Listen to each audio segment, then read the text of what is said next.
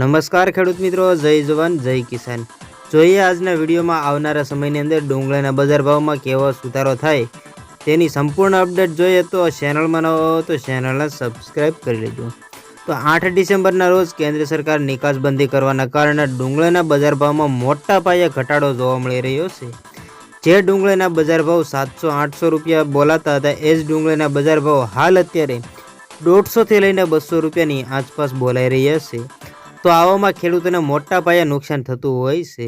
તો આવામાં કેન્દ્ર સરકાર જો નિકાસબંધી ખોલે તો આવનારા સમયની અંદર પણ ડુંગળીના બજાર ભાવમાં સારો ભાવ ખેડૂતોને મળી શકે તેવું છે। હાલ ડુંગળીના બજાર ભાવ હાલી રહ્યા છે તેમાં જોઈએ તો 100 રૂપિયાથી લઈને 285 ની આસપાસ હાલી રહ્યા છે। સારામાં સારી ક્વોલિટીના 200 રૂપિયાની આજુબાજુમાં બજાર ભાવ બોલાઈ રહ્યા છે। જો કેન્દ્ર સરકાર નિકાસબંધી નહીં ખોલે તો આવનારા સમયની અંદર પણ ડુંગળીના બજાર ભાવમાં મોટા પાયે ઘટાડો થાય તેવું લાગી રહ્યું છે।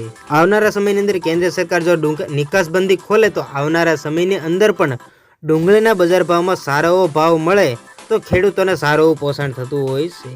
હાલ અત્યારે જે ભાવ હાલી રહ્યા છે તેમાં ખેડૂતોને પોતાને કોઈ પણ પ્રકારનું વળતર પણ મળતું હોતું નથી। પોતે ખોટ ખાઈને હાલ અત્યારે ડુંગળી તે વેચી રહ્યા હોય છે, કારણ કે આ ડુંગળી જે હોય છે તે લાંબા સમય સુધી સંગ્રહી શકાતી હોતી નથી, એટલે ખેડૂતોને ખોટ ખાઈને પણ આ ડુંગળીનું વેચાણ કરવું પડતું હોય છે। તો એવામાં કેન્દ્ર સરકાર નિકાસબંધી કરે તો ખેડૂતોને પાયમાલ થઈ જતા હોય છે।